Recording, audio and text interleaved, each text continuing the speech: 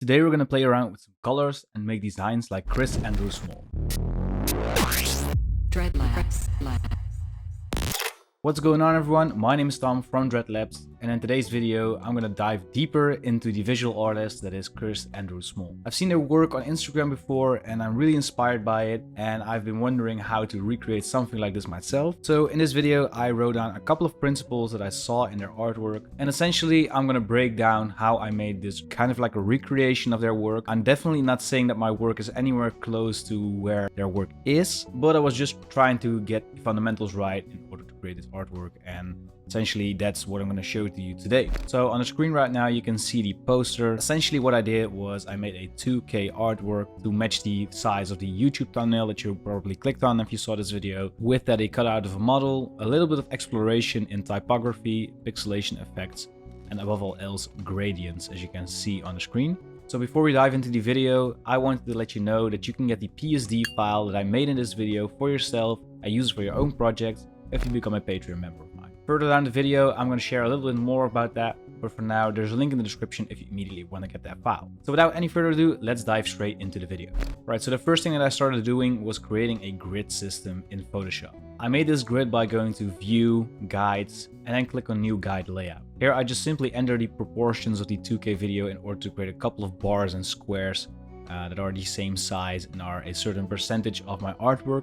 Nothing too special, of course. You can do this however you like. And by the way guys, I'm doing this in Photoshop, but you can definitely recreate something like this in Adobe Illustrator if you want to. Looking back at it now, definitely all of the gradient squares are probably better off done in Illustrator. Anyways, what I wanted to do is create a couple of different bars and squares and work from the middle to the outer edges. Most of Kris's work has kind of like that symmetrical feel and layout where there's something in the middle, and then the more you go out, the more detailed different gradient bars you can see. This is what I did as well. I looked at their work and basically sampled some of the colors and tried to see which colors work with which. And by the way, a quick tip guys, if you want to reuse a couple of these gradients in this artwork, I would always recommend to save those gradients so you can basically click on them once and you don't have to recreate them over and over again for later. So another thing that Kris does really well is play around with typography. And since this is a short video on YouTube, I didn't really have the time to do all of that myself. I would probably done this by hand if it was for an assignment or something like that, or a commission. But for the purpose of this video, I tried to find a font that would work with this style nicely actually. And luckily the font that I found is actually free to use. And you can find it online. I'll put a link down in the description. It's called Soulcraft, and that's basically 4 different varieties. 2 narrow varieties and 2 wide varieties. And both of these versions are straight and slant. So a cool thing is that you can play around with this and make one word have all these different variations of that typography, as you can see with Dreadlabs at the top, as well as you'll see later on in the sides here. Next up, I tried to play a little with pixelation effects. I saw some of these digitalized illustrations in their work and I was not sure on how to counter those. So what I did was I grabbed the Soulcraft font, I placed a white background behind it, converted the background and the text to a smart object, added a mosaic filter to it to pixelize it, and then a threshold adjustment to it to basically make straight pixelization without any dithering or anti-aliasing.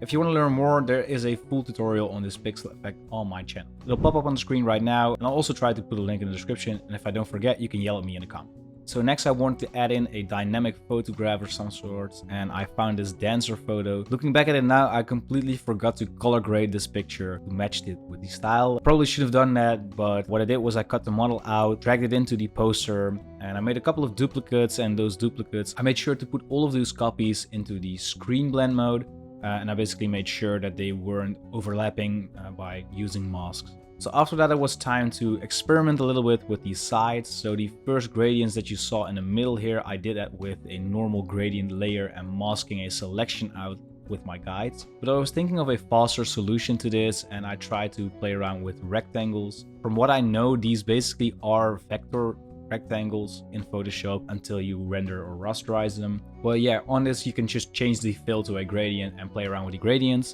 Basically, I could easily duplicate and move these rectangles around, scale them down, and change the gradients, of course, in order to make some cool patterns. Again, I tried to look at a couple of Kris's posters in order to sample some colors from them, see what worked and what didn't work. And essentially, I came down to a pattern where I made 2 very small rectangle patterns where the gradient was vertical, and then 1 really long rectangle pattern where there's just basically one big gradient that's horizontal. Finally, then I tried to play around a little bit with typography, which I kind of like in the end, even though that it's really right, I guess. So basically I grabbed the Soulcraft font again, and I wanted to do something experimental, but it wasn't really doing it for me with the variations of the font. So what I did was I grabbed half of the word Dreadlabs, selected that, basically used the slanted condensed version, but I changed the width of the typography panel to 200%. So this basically made our letters extremely thick, which ended up slanting the font even more, which makes sense because you're scaling everything up, even the slant. Other than that, I was kind of happy with the result, but I probably would have done this in a different way if I got another chance. And finally, I made sure to grab these portions and make them black and white, and that's just to add a little bit more contrast to the composition and also to create a more of a framework, I guess. Of course, I don't really know for sure because I haven't really talked to Kris any time, so they might have another explanation for this, but that's, I think, why they're doing this. And then finally, I tried to do another gradient pattern, this time with different squares. And in the middle, I tried to do another pixelized illustration. And since I didn't really have the time to do something by hand, I tried to play around a little bit with the smiley builder, which is in one of my asset packs called Rayflyer Essentials. It's a pretty cool asset pack if you want to check it out. For now, I'll put a link down in the description, and all you have to know is that you can make infinite amounts of smileys with it. So real quick, if you want to get the project file for this video, so the PSD file, and use it for your own work, and you can do so by becoming a Patreon member of mine. You can become a Patreon member of mine to support my channel, help me keep up the videos, because at this point, in these last 4 years of Dreadlabs, I've made over 500 tutorial videos, all of which will help you become a better creative, whether you're a graphic designer or creative in general, a freelancer, doesn't really matter. All of these videos on my channel help you become a better creative, and they're all available for free. In order to keep doing this, however, I need your support with a Patreon page. So if you're interested in supporting me on my channel, I would highly appreciate it if you become a Patreon member. So a huge shout out to all of my Patreons.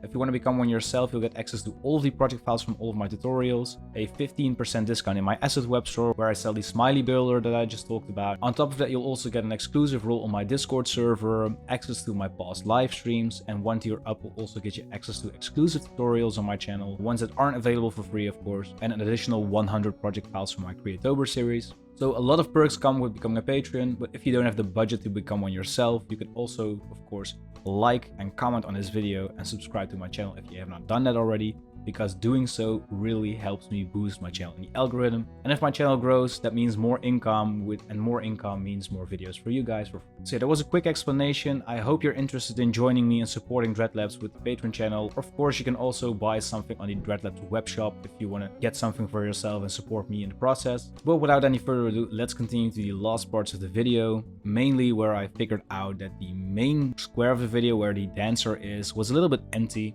So I grabbed this font from Adobe Fonts called Oh No Fat Face. Oh No Typo is one of my favorite type foundries actually. And I figured we'll do a really stylized text in the background, and that's what makes this poster say Dreadlabs Style Exploration, of course. And I think that's pretty much it. I'm really happy with the result here, especially since I did this in, I think, 40 minutes or something like that. I'm a huge admirer of Kris's style. I'll put a link to their Instagram and their website in the description down below, because that work is just amazing. If you don't follow them already, you should really do so. So yeah, huge shout out to Kris Andrew Small. I hope I honored them by doing this video, and I hope I didn't offend them. And like I said, if you want to get the project file, the PSD is on my Patreon channel. Don't forget to like and subscribe on the channel as well to boost me in the algorithm. And with all of that being said, this is Tom from Dreadlabs tuning out. Thank you so much for watching, and I'll see you guys in the next video.